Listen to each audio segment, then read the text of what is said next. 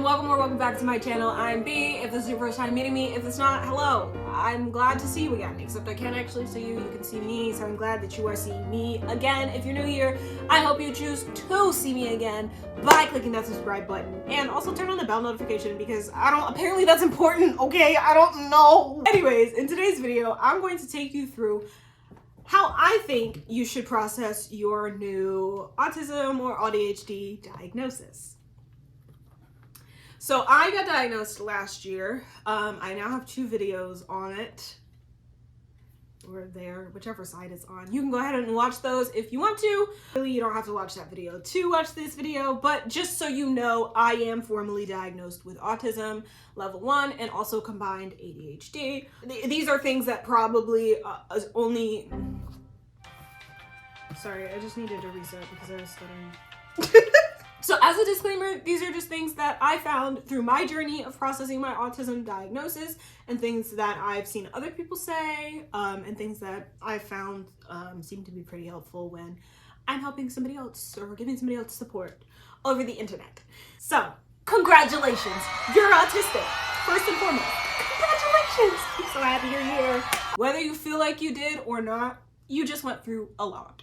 And it can be difficult to figure out how to process this. Even from the beginning of my journey, I always felt like I actually was going to be more upset if I went into a diagnosis appointment and they told me I wasn't autistic, because to me, it would be like throwing me back at the drawing board. It's like I finally found a community where it kind of feels like I fit in and a lot of these things make sense for me. But if I'm not autistic, then I'm back to feeling like I don't fit in anywhere. And then what? For me, it was like, if I am autistic, I've been autistic my whole life. So it was never like I would feel any type of way about receiving a formal autism diagnosis because, you know, it was kind of something that I had processed and I always kind of knew that I was weird. So when I found autism, I was like, oh, that makes a lot of sense for me. And I was just happy to have a name for it. It is still a lot to process. So the number one thing that I will tell you is to build in rest time, okay? After you have your diagnostic appointment, you have your evaluation appointment, a lot of the times it's spread out over multiple appointments, so I would suggest you kind of build in a little bit of rest, downtime in between all of those appointments because it's a lot. It's a lot to, you know, go through all of, you know, things that maybe were traumatic in your head, you know, with a professional, with anybody at all, but it can be difficult and exhausting to talk about those things. Talking in general is exhausting. If you're in a different environment, that's exhausting. Like, there's a lot of factors that go into this in general just being an exhausting thing for autistic people. So make sure that you build yourself in rest time because remember, you are autistic and you do need more rest typically than your holistic neurotypical peers. And there's no shame in that. But I didn't realize how exhausting it was going to be, so I didn't build in rest time. I ended up taking it anyways. So it's just a little bit more helpful if you can plan ahead to have a day or so off after you have your evaluations. That way, you know, you have time to rest, recuperate, kind of some downtime to process, engage in your special interests or any of the things that make you happy. If you feel like you just need to lay down for a long time, there's no shame in that. Sometimes I lay down and stare into the void. There's nothing wrong with that. The second thing is to reflect and reevaluate your whole life. That's the fun part. This is something that I assume you've probably been doing anyways, unless you got a surprise autism diagnosis, which I don't really know what to tell you, but I feel like a lot of people in general do a lot of reflecting and reevaluating and processing of their entire lives, or maybe they don't. I don't know, but I know that I do.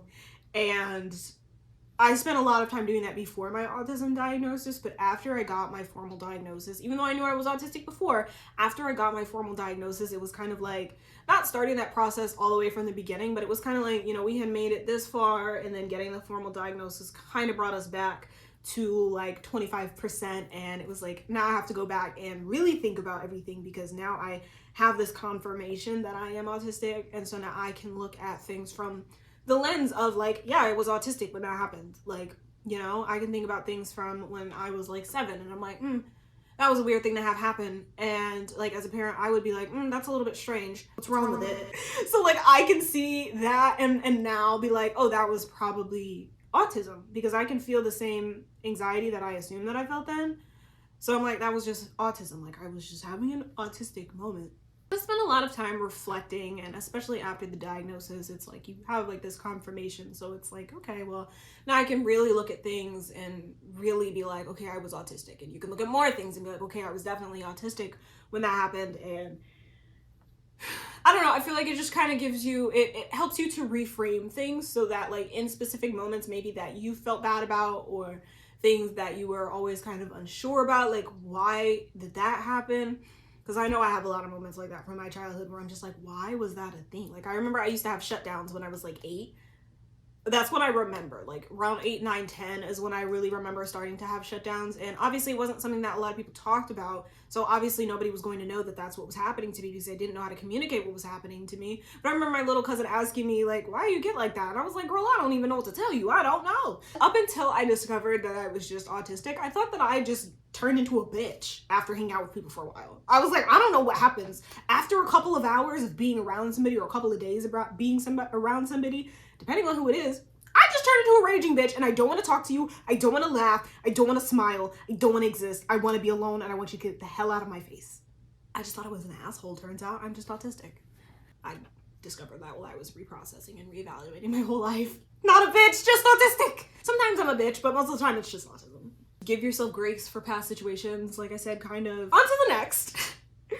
Only tell the people that you feel comfortable knowing that you have autism. This is a question that I end up seeing a lot on like the forums and stuff, and people will often ask, should I tell my boss I'm autistic? Should I tell my teacher I'm autistic? Should I tell this person that I'm autistic? Should I tell my family I have autism? But you don't just have to tell your boss that you have autism if it's not affecting your work. If it's affecting your work and you think that there's something that your boss could be doing or something different that you could do at work to help you, then that's when you tell.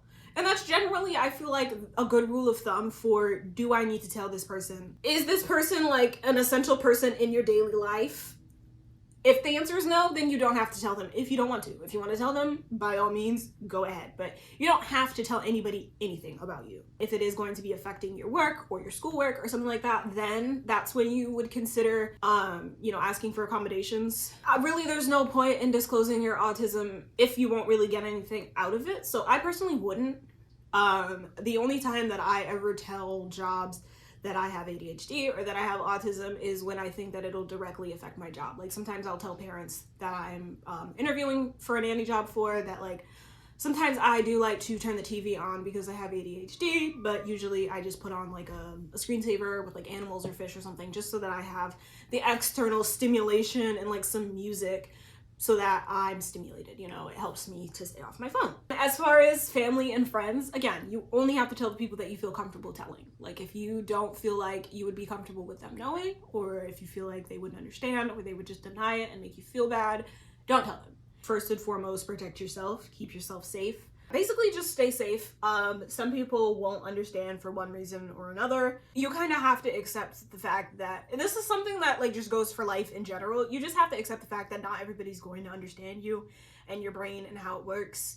Some people don't understand autism like at its core. Some people genuinely don't know what autism is, and that's why people will say stupid shit to you like, you don't look autistic, my 5-year-old nephew has autism and he does this.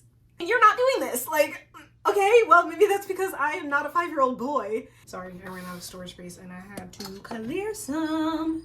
As I was saying, we're never going to be fully understood in this world, and we're never all going to agree on one thing. So be very selective with who you tell.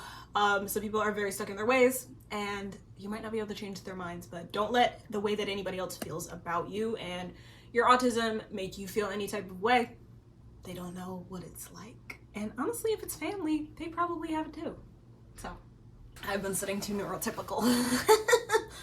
Next up, accommodations. So, this is something that you've probably already been doing. Again, unless like this just got sprung on you and you didn't know, which again. But, in case it's not something that you've thought about, or, you don't know what accommodations you could use, you could start by thinking about things that have helped you in the past. Think about the things that you struggle with. Think about things that do kind of bother you on like a daily basis. Like, does noise bother you on a daily basis? Like the noises in your house, or the noises of the people around you? Or is the grocery store too noisy? Or is outside in general too noisy? Is everything too noisy? Then maybe you would consider getting some noise canceling headphones or like loop earplugs. These are my noise canceling headphones. I have these Rhythm wireless noise canceling headphones. They're pretty cool. I like them. You can get fidget toys to keep in your bags and things. Like, these are all like really surface level things as far as accommodations. Again, like if you need accommodations for like your job or for school, those are things that you can talk to those people about. I've never needed those things or never had access to them, even if I did need them. So I don't know how any of that works. But, you know, having fidgets in your bag is something that I personally really like to do. I like to make sure that I have, you know, different kinds of fidgets in all of my bags that I bring places and in different places in the house. So I have some on my desk. I have some over by the couch. I have some in my room. And communication cards are good too. This is my set of communication cards. I made them. You can go ahead and watch this video because I did make a video for it months and months and months ago. But here are my communication cards. They are just cards that have different words or phrases on them to help me communicate when I am struggling to do so. Sometimes I can still speak. It's not necessarily that I am you know, in a verbal shutdown, but sometimes I just can't say certain things. Like if my fiance asks me like what's wrong, I can have a really hard time explaining what's wrong. So having the cards to kind of be able to look through and, you know, I see need quiet time. That's what's wrong, as I need quiet time, or that I am in a shutdown, or I'm about to have a meltdown, or I'm overwhelmed, or I'm overstimulated. Like those are things that I really can struggle to say in the moment, like as things are happening. I could tell you after, but in the moment that things are happening, it's really hard for people to be asking me questions to explain to them what's going on, because I can't explain it to you. Like you just kind of have to be there, you know. If you know, you know. Now that you know that you're autistic, you can better advocate for yourself and, you know, find things that are gonna help you the best. The reason I say that, and I say it like that, is because like you can literally just look it up. Like you can, I like to go onto Reddit. Reddit is a cesspool, and I totally understand people who hate Reddit, but I do think it's helpful to go into like the Autism in Women forum or the Autistic with ADHD or audhd women forum, and just like go to the search bar and search for specific words. So you would just search for accommodations and a bunch of posts will pop up of people probably asking the same question, and you can just sort of click through and read about what other things other people do to help them out, like around their house or at work or at school. So as far as like accommodations and support needs, you know, this is just the time where you kind of get to evaluate what is going to better your quality of life, what is going to make things easier for you, what is going to make you happy, and what can you do, what can you afford to do realistically to make that happen for yourself. So some of the things that I like to do as far as accommodations is I have my headphones. I wear them if it's too loud. Sometimes I'll wear my loop earplugs, like if we're all hanging out and like watching a movie, but like I'm overstimulated, I'll just put my loop earplugs in. Yeah, so I like to wear my headphones. I bring them with me usually if I go to like the grocery store or something like that, because it just helps to block out some of the noise and the loudness, because the world is just very loud. Like not even like physically loud, but just in general, everything is just loud. Fidget toys pretty much everywhere. Have a bunch of like different sensory things. Like I have my sensory sock. I have a weighted dinosaur that I use. You could get a weighted blanket if that might help you like sleep. Another thing for sleep is like the headphones that go over your face. I have one like that because I am a really light sleeper and my husband snores. So I get really overstimulated when I'm trying to sleep and he's snoring and I can't sleep. And I fear one day that there may be a murder. And then like as far as support needs, honestly support needs are something that I'm still trying to work out. I don't really know what my support needs are. I am a PDA autistic. My fiance for the most part cooks dinner. I would consider myself to be low to medium support needs, because especially when I am super burned out, my support needs are a lot higher than they are on, you know, a regular day where I'm not burned out. He works a lot so that he can afford more of the rent so that I can work part-time, so that I don't want to myself, which is a big thing. I think one of my biggest support needs is financial need, but I definitely want to make a video about support needs. This is the time, you know, as you are getting diagnosed with autism, where you start thinking about those things. You start thinking about what accommodations would be helpful for me, and what, you know, levels of what supports would be helpful to me. And again, going into Reddit and looking, you know, to see what posts, what other people have said can be helpful. But yeah, so, just give some thought into support needs and what things you think could help you. Support needs also kind of vary. Like, it isn't just like, helping you get dressed or giving you prompts or taking care of your finances and cooking and cleaning for you. Support needs can also be like co-regulation, body doubling, like maybe you need somebody to be with you while you get work done. That's a support need. Needing somebody to help you regulate yourself if you're having a meltdown or a shutdown or whatever. That is a support need. Having somebody to help you navigate social situations, that's a support need. Next up, imposter syndrome will be on your neck. So my theory is that we've lived our lives believing one thing, as late diagnosed ADHDers, whatever language that was presented to you in. For me personally, I believed I was lazy, spoiled, I was a brat, I was a bitch, I was just a little dumb. And now it's like I have to believe something new. Now I'm not lazy, I have ADHD. I am not a spoiled brat, I have autism. So it's kind of hard to just believe something new, and like our brains are amazing, but they really don't have a short memory when it comes to that stuff. It kind of sticks.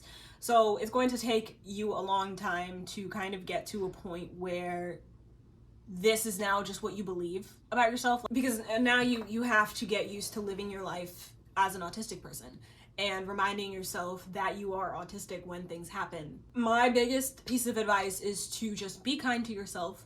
I know that it can be really hard to do that, and I think some people don't understand what that means.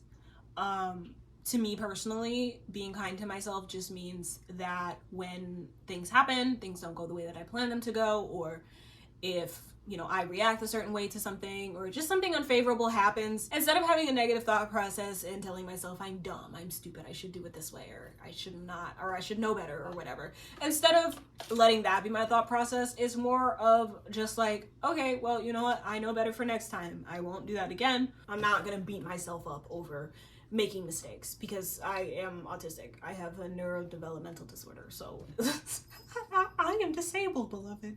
I found that like I've had to remind myself that I'm autistic a lot. I forget. Sometimes I have to go and, vent about it and have somebody be like, it kind of just sounds like an autism thing. And I'm like, you're right, it is. So remind yourself a lot that you are just autistic and it's no big deal, You'll have moments where you convince yourself that you aren't autistic, especially when you find new characteristics that you don't necessarily relate to. I know that happened to me a lot, like before I got formally diagnosed, and then like, for a little while after. I would see something and I'm like, well, I can't relate to that, but it seems like a lot of people can relate to that, so maybe I'm not actually autistic. But like, at the end of the day, you have to realize that autism is a spectrum, and you aren't going to be able to relate to every single symptom, every characteristic. And that's okay. You fit where you fit. If you find a new one that you don't relate to, remind yourself that you are still, in fact, autistic, because there are plenty of other things you do relate to that are very autistic. Sometimes I like to remind myself of bad meltdowns I've had. When the imposter syndrome creeps in now, you're not really autistic. And I'm like, oh yeah, really? Then what was that? It certainly wasn't a choice. I certainly didn't want that to happen. So that kind of works. It kind of helps, especially now because I feel like I've gotten away from the imposter syndrome as much, but it definitely still creeps in. So just something to keep in mind, that just because you have a formal diagnosis doesn't mean you're not going to feel imposter syndrome, and it's not weird to feel imposter syndrome because a lot of people feel the same way. And last but not least, be fucking autistic. You are autistic, and I honestly, again, be safe, but I don't think that there is anything to hide. I'm not ashamed to be autistic. Whatever being autistic means for you, do it. If that means stimming freely, it's learning to unmask. That's a difficult concept for a lot of us because I don't even know what the fuck. You know that movie, The Mask? When the mask was stuck on his face? That's how I feel.